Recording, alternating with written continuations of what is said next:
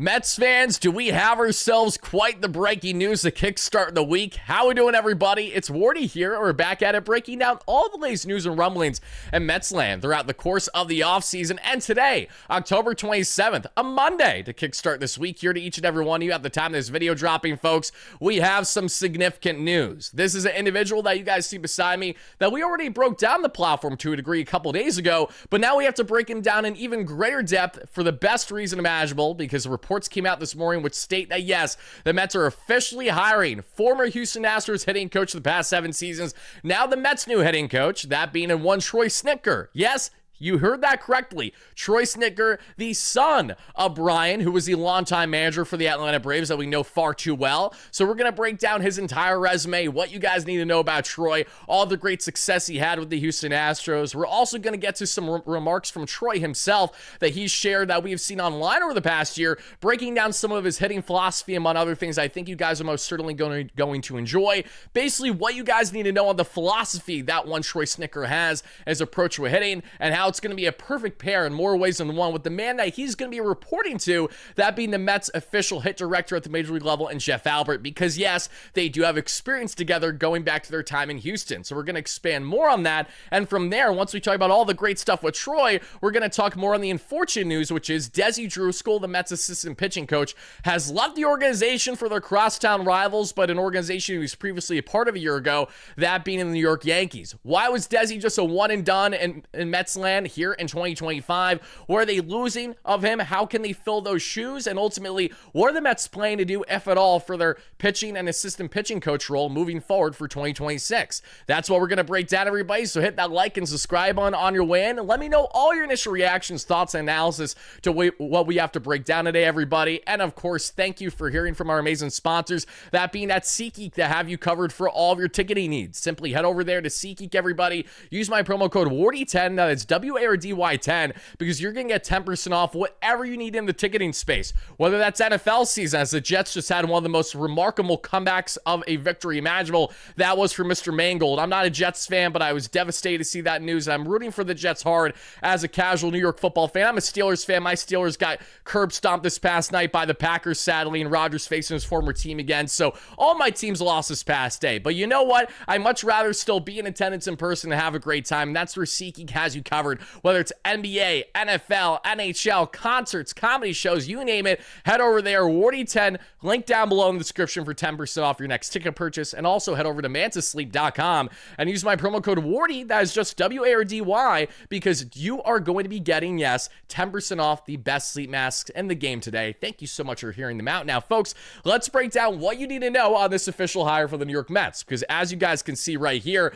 this was the news as of literally just a couple hours ago, initially broken from Andy Martino of SNY, and that has since been reaffirmed by everybody else. Mets hire former Astros hitting coach Troy Snitker to be their new hitting coach. Snitker, son of Brian, and this was from my post on X earlier today that you guys can check out at the WardyNYM, helped the Astros to be top 8 in Major League Baseball in offense per Fangraphs in each of his 7 seasons up until 2025, where they still finished league average. And WRC plus, for those that don't know what that stands for, that's weighted runs created plus. So basically on a scale of 100, that gives you an idea as to if you're above or below league average as either a hitter or as a collective offense. And in the case of evaluating the Astros, their collective offense was at smack dab 100 this past year, which was ranked 15th in WRC plus and was also 13th in total offense per Fangraphs as ones above replacement. What that means is even in Troy's final year as hitting coach for the Astros, they were still right around league average, if not above league average, which is very impressive. So let's get into the obvious factor. Why were the Mets able to hire Troy Snitker, and why was he parted with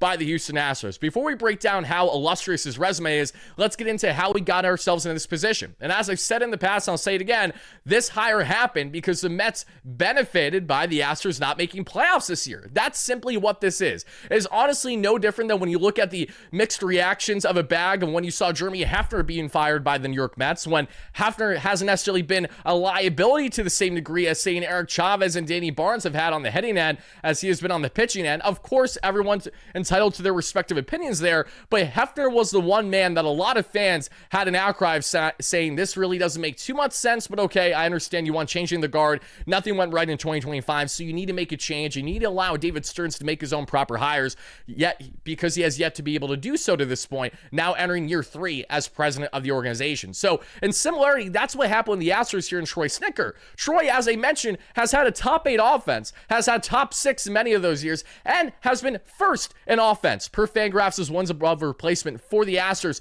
Cheating scandal aside, because it not only happened in the 2019 season, but also happened in the 2021 season that they were ranked first. So Snitker deserves an abundance amount of credit, and the simple reason as to why he was part of it is because the Astros didn't make playoffs. And a year where they had a lot of question marks entering the season, dealt with turmoil and injury, including a big injury down the stretch there to Isaac Paredes for a while, which certainly didn't help their offense. Cultivate that with things that just were not going right in unison for them, and they want to make a clear coaching change, not just for Troy Snitker, a hitting coach, but across basically their entire coaching staff for the most part. That's why they clean house to a degree. So the Mets benefited greatly by getting early access to Troy, and this is where their internal connections were able to really separate themselves from other contending teams, because it was reported that the Detroit Tigers had an interest in Troy Snitker, as was the case with other contending clubs, because if he was not landing with the Mets, I assure you he was going to be hired by another very good contending team and probably thrive there, because nothing about this man's resume has been bad, and otherwise it's looked really, really good to this point. So now let's get into how the Mets were able to maybe have a little bit of an upper hand in these negotiations, because it was reported through SNY over the past 3 to 4 days that the Mets interviewed Troy for their hitting coach role, and according to Joel Sherman of the New York Post, he did state that according to his own personal sources, that Snitker was right towards the tippy top of the list of a priority for the Mets to make this hire happen. I love the fact that the Mets did not sit on their hands at all. They got this done rather quickly from the time they interviewed him reportedly, and the reason why they were able to benefit here was not only because they are a great sell, even with having 3 out of the first 5 years under Cohen being losing seasons, there's still a sell to come to New York, come for the big bucks, come for the big market, and ultimately be a part of an organization that's trying to be in this upward swing. Unfortunately, just everything imaginable went wrong this past year. But when you have Jeff Albert, this is right away a difference maker in the best way possible. Because in case you guys don't know Jeff Albert, he's been in the organization the past couple years as the Mets hitting director in the minor leagues, has been a heavy focal point as to why the Mets have had great success internally with their hit lab that we've seen from Port St. Lucie all the way up to AAA Syracuse, which the Mets minor leagues this past year was utterly dominant in more ways than one. And yes, Jeff Albert had his hands all over that. Is Albert, who was the previous hitting coach for the St. Louis Cardinals, who was great with them, mind you, heavily factored in not only bat speed, but also driving and lifting baseballs. Those 3 things were very important for his approach, and that's what's blended so well now in the Mets organization. So now that the Mets have officially hired Jeff Albert to stay in the organization, but now at the major league level as their hit director, per Jeff Passan of ESPN, when that hire happened north of 2 weeks ago now, he did state that whoever the Mets hire as their hitting coach will be reporting just to him. And no better man to report to Jeff Albert than the man who previously worked with him during their time in the Houston Astros organization, because Snitker began his career there as the he began there as a rehab hitting coordinator in 2016 for the Astros. In 2017, he was the hitting coach for Single A Buies Creek Astros and was then promoted to Double A Christie for the 2018 season. Albert was in the Astros minor league coaching system as a coordinator for all 3 years that Snitker was there. So they already had this pre-existing relationship. So that alone is what helped the Mets in these negotiations.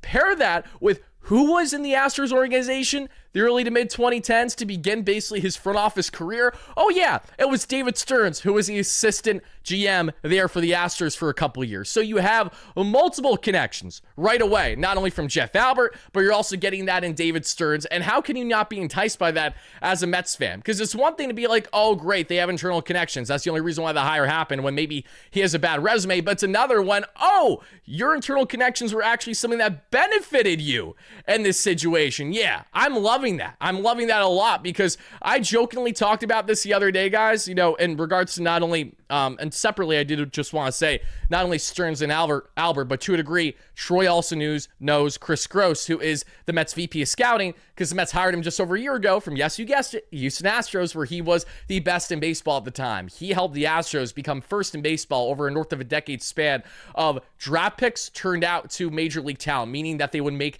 their MLB debut with that same team. The Astros did it better than any other organization during Chris Gross's time in Houston, and the Mets were literally bottom feeder, the worst in baseball during that time. So you can see how much these Astros ties are important because they've been a fantastic organization. Put the cheating scandal aside, they have been one of the most advanced organizations that we've seen. They have been in a lot of ways the Dodgers of the American League. There's no other way to really put it. They have been so structured with their analytics, how they balance their numbers, as well as the in-game feel, and that's what's led them to such great success year in and year out. But going back to what I think is funny about Snitker is, when we see him being the son of Brian, you're like, oh, great. He's a Nepo baby. This is a guy that got everything spoon-fed handed to him right to the major league level because he was right embedded in Major League Baseball from the time this man was born. We can joke and say that, but the reality is that this is the best example of a Nepo baby turned right, okay? Just because you have been around the game forever doesn't mean that you're not going to be able to pick up great things. In the case of Troy, he was a sponge.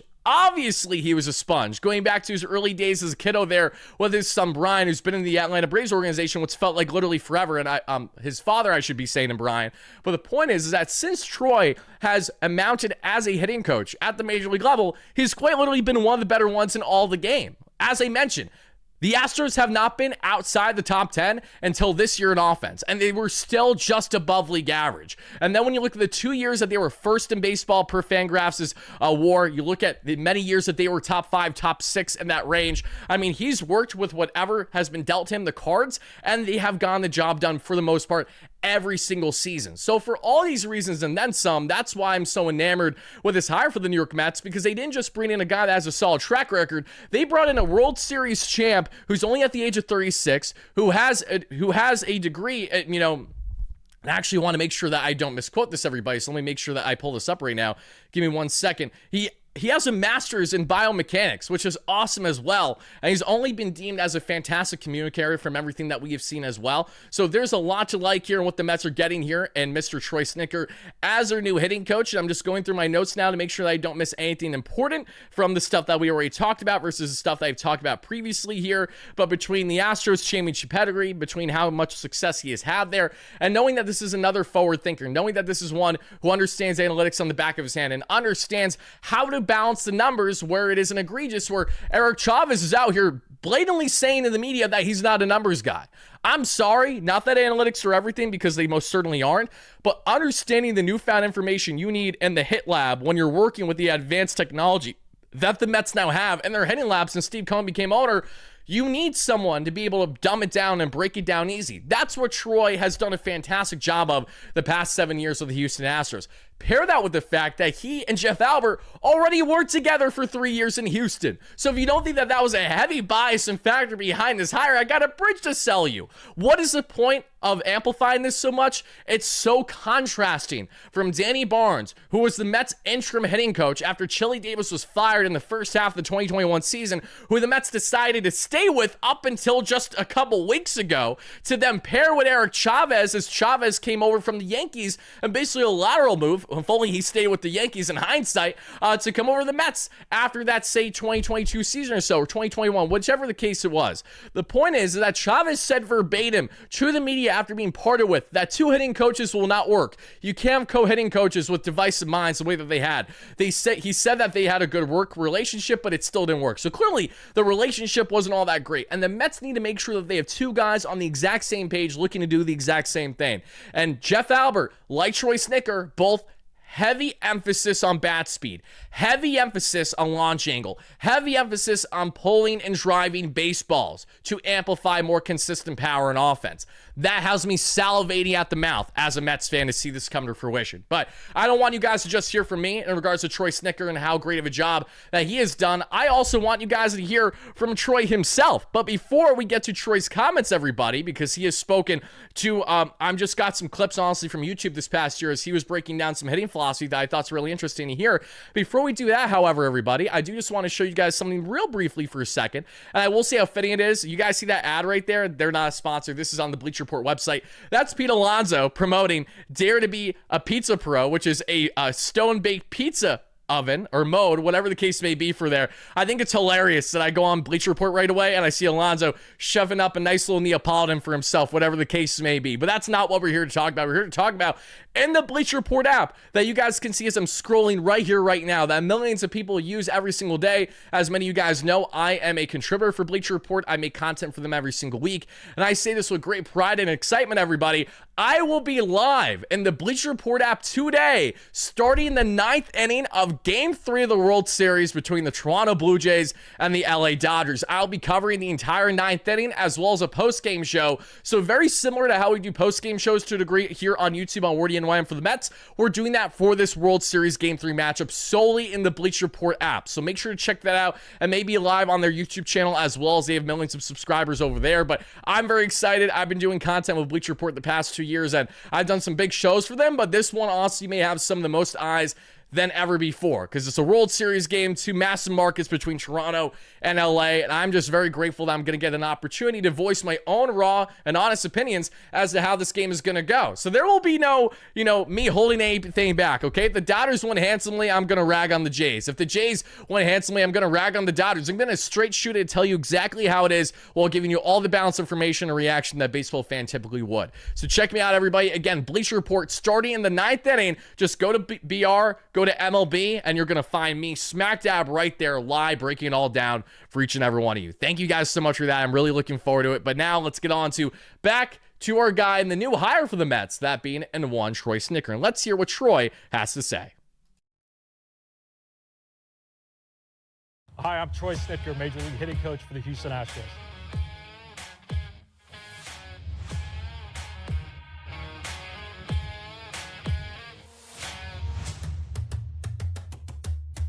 This is the tower drill, where I have set up both a sinker and an upshoot four-seam fastball. In this drill, we're going to work on both getting a sinker off the ground as well as getting above a four-seam fastball. The way we would feed the tower drill is to alternate between the sinker up top and the upshoot four-seam down under.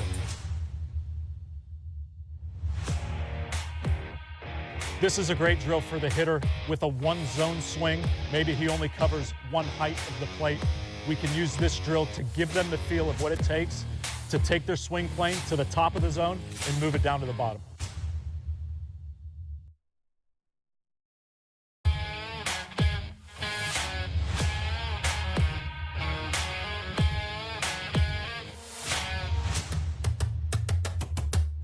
This is the double barrel machine drill. We do this drill in our game prep to match both the pitcher's fastball shape and their favorite off-speed shape. We're going to start this drill by alternating between the fastball and the off-speed pitch, and we're going to progress it by having me lift both balls up and then only entering one into a machine. What I'm looking for in this drill is if a hitter can bring his swing path up to a four-seam fastball, as well as staying through and maybe finishing high through center field on the off-speed pitch. This is a great drill for a hitter to work on both his swing feels and thoughts to see if he can cover both a fastball and an off-speed pitch at the same time.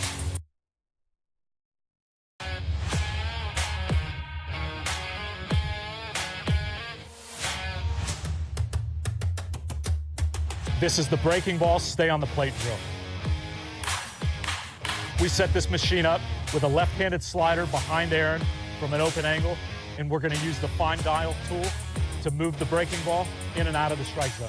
We do this drill for hitters to learn where breaking balls have to start and what lines they need to take to finish in the strike zone.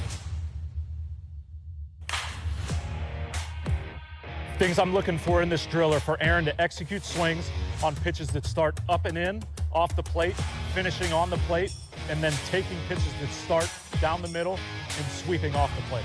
Once the player has a handle on the drill, is staying in the strike zone consistently, speed the machine up, use the top left dial to make this left-handed breaking ball more nasty and get it out of the zone.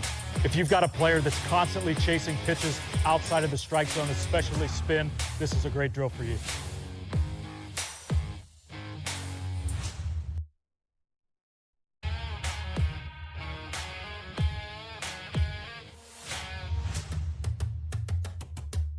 This is the alternating open angle machine drill. Set it up, we're gonna move the machine outside of where normal release would be to the open side angle of the hitter. We use this drill to work on pitches with extreme attack angles from the open side and hitter direction from both the oppo and the full side gap.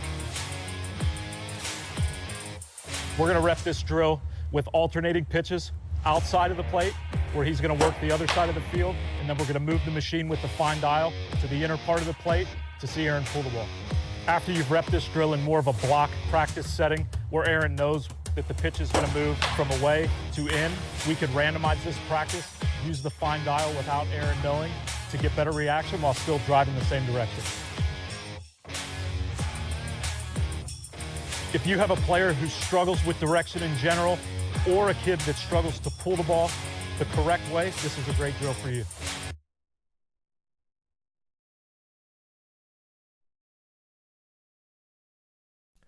All right, guys. So one, shout out to ATEC, because he was clearly doing that as a way to also promote the equipment he was using there. I don't know how else to properly explain it, but what he was using there, obviously, for the sake of getting the best out of the approach with those hitters. So I'm really curious to see what he not only did there with ATEC, but ultimately how much different or how similar the type of equipment that he'll be using with the Mets will be. Because in case you guys are unaware, you know how we talked a lot about the pitching lab, for example, really since Steve Cohen became owner, and how much the Mets have invested millions upon millions of dollars into that. They've won night and day with their analytics department, and they've really changed a lot in their approach on getting the best out of their pitching. And they have also now started to do a lot more of that with their hitting as well. And that's something that has not gotten nearly talked about enough throughout the organization. But if you have been paying attention to the minor leagues, as I mentioned, then you would know very well just how much great success the Mets have had with their hit lab organizationally this past year. And it's not just one individual to thank for this, but Jeff Albert had his hands all over it. So Jeff, paired with now what we're going to be doing with Troy, can hopefully only be great things for this offense moving forward. You know, and I will say this just in case you guys maybe want to throw a counter and what you got from Troy this year. I completely understand the people that maybe have, a level of, criticism, or just they're cautiously optimistic, because you still want the guy to actually pan out with the team. Because say what you will, even though coaches don't control everything, the Astros this year, while they were 13th and right around, Fangraphs is ones above replacement, right around league average on WRC+, they were 21st in runs scored this season. They were right around middle of the pack in home runs, and the Mets were great with home runs this year, as we know. And they were right around middle of the pack in OPS, and they were 23rd in batting average with runners in scoring position. So that's an area that we know the Mets have struggled with. They were great in August and then on for the most part, but up until August, the Mets were horrendous in that area. So hopefully by combining Troy and Jeff with their great minds, we're going to be getting more consistency, more of a balance, and more of a forward-thinking offensive approach versus one that just clearly looks like what we've seen, where the core four is doing their thing, the Fab Four, if you will, if Steve Cohen will label it, with our clear guys who are supposed to produce every year, and Brandon Nimmo to a degree, Juan Soto to the highest degree, Pete Alonso, Francisco Lindor, etc. But when you looked at 5 through 9 this lineup, it really fluctuated a lot. So yes, we know that we have multiple Mets batters, Silver Slug finalists, but they're expected to be that every single year. We need to see more of an adjustment and proper player development with some of our youth movement and other guys, just to make proper adjustments in the heart as well as the bottom half of this lineup in ways that I felt the Mets got to a degree this past year, and Brett Baty in the second half, especially Francisco Alvarez coming back from his minor league stint. It was no thanks to Eric Chavez, had everything to do with his mentality, who got him right, JPR and Sebia, among others there in the AAA minor league. So I'm really enticed and excited to see how this is all going to blend together. But clearly, just resume-wise, the Mets appear to be in great hands here with Troy Snitker. So we'll soon find out exactly how much of an impact for the better he has with Jeff Albert as we get set for spring training. But now, let's go on to news that isn't as positive, at least depending on who you talk to, that might be the case here. That is going to be initially broken from Jeff Passan of ESPN. You guys see there over this past day. Pitching coach Desi Druschel is returning to the New York Yankees after spending 1 year with the New York Mets. And this is not at all surprising, because it became abundantly clear when the Mets put out their public statement that they, are allowing Desi to speak to other teams. That is their professional way of saying, Desi, we appreciate what you've done in the organization this past year. However, we are not viewing you as someone we're going to hire as our full-time pitching coach. We're not going to move you any more than lateral in the organization right now. So should you wish to want to go to another org, you may obviously go ahead and do exactly that. And it appears that he's going to be going there in a lateral move yet again there as their assistant pitching coach, but it's kind of fitting because a year ago, the Mets pried Desi away from the Yankees, and this had to a degree to do with bringing Clay Holmes, transforming him as a starter. Desi had worked with Clay for a couple years during their time with the Yankees, among others as well, so there was some biases along with the Carlos Mendoza connection, on many other things that led Desi to ultimately pair with Jeremy Hefner this past year. But now that Hef-Dog has been parted with, and now that the Mets are looking for new blood in that pitching position, it was fairly inevitable that the Desi was going to be parted with unless he really said to himself, okay, I'll stay in the org, even though there's a lot of uncertainty as to the type of philosophy that whoever we hire next and the role above me is going to have. Because Desi's role with the New York Mets had a lot to do with great pitch shape and really making fine-tuned adjustments with pitchers in their lab, and that's why you can credit most certainly to a degree the success of Clay Holmes, Griffin Canning, among others, with Desi having his hands on them, because he absolutely did. And that's why this is in a lot of ways a loss for the New York Mets, because you never want to lose someone in an organization that did have positive influence. Now, I know your immediate counter as a Mets fan may say, Wardy, who cares? The Mets didn't do anything good for the most part in 2025. And while I understand that at the base level, what's also true is the Mets did have a lot of things working right pitching-wise until their injuries just completely derailed everything after the first couple months of the year. You have to wonder what that team would have been positioned to be like should that have not been the case, and how much of these coaching changes maybe it wouldn't have been to the same degree if they didn't have everything fall flat on its face for a 3.5-month span. It wasn't, just a massive collapse in the final month of the year, the way that the Tigers felt that they had that going with them losing their division for the longest time from like September 10th on, how they lost out to the Guards somehow, but more so in the fact that this was a slow burn, a slow roll of a Mets team that as soon as Kodai Senga went down with his injury in June of this year, they were just never the same. They were never able to get back to where they needed to be. So for one reason or another, the Mets had a multitude of reasons to make proper changes for their coaching staff heading in next year, but Desi will no longer be part of the organization. So as someone who has gassed up Desi a lot and thoroughly enjoyed his time with the Mets, because I only heard of raving reviews about him, I'm wishing him the best going back to the Bronx. It's unfortunate it didn't work out here with the Mets, but at least he has a taste of the Mets organization. Who's not to say that maybe he'll come back to the Mets in the next couple of years if they actually get more of a foundation and a structure in their pitching staff, because I think we can both agree, while the Mets have a lot of exciting upside with the rotation next year, headlined by their youngsters should they not be traded, and the Christian Scotts returning from reconstructed Tommy John surgery, and the Jonah Tons has endless upside, the Brandon Sproats has endless upside, the Noel McClains is already our ace, among others. There's a lot of enticing things, but what the Mets already have on payroll for the rotation next year. But when you compare that with the New York Yankees getting Garrett Cole back, having a stud there in Schlittler, and everything else they're building, hopefully a healthy Luis Hill, how can he not be enticed by that if you're Desi Druschel? So I think for more reasons than one, I'm not shocked that this happened. Wishing Desi the best going back to the Bronx. Hope the Yankees don't perform well, but I don't have any ill will against the man for partying with the Mets. The Mets literally opened the door for him to go and talk to anyone he wanted to talk to. And that is why it's imperative, so important, I cannot amplify this enough, everybody, that the Mets bring back Antoine Richardson, who is their current first base coach. He's up with his contract currently. The Mets and themselves have not officially agreed to a contract reportedly to this point, and that's a big deal because Antoine is 1,000% the massive factor as to why the Mets were one of the best base running teams in baseball this past year, all while being one of the slowest teams in baseball. Juan Soto, north of a 40-40 year, who had that on their bingo card entering his first year as Met. I know I didn't. I know you didn't either. So Antoine Richardson must be a priority. If he has not been to this point, goes without saying at first base. But pitching coach wise, there's so many different ways the Mets can go about pitching coach. So I'm not going to sit here stubbornly and say the Mets have to go for this guy or have to go for the guy. There's so many guys that have the philosophy of what the Mets are looking for out there that are current assisting pitching coaches. Like, for example, Lund from the Detroit Tigers, I think would be a really nice fit for them. Has connections going all the way back to his time with Iowa. And who has connections with Iowa outside of Desi Druschel? Because in case you guys don't know, Desi was paired to a degree there and what the Mets were having with their pitching lab because of his previous experience in Iowa, which also goes in direct hand with the Mets, basically their pitching director. I'm going to double check right now because I'm having a massive brain fart. Eric Yeagers, about time. Apologies that took so long. But Eric Yeagers, yes, who's been basically leading the charge for the Mets pitching lab. He has his ties going back to his time in Iowa, which went in hand to a degree as to why the Mets brought Desi in, because there were those internal ties as well during Desi's time at Iowa.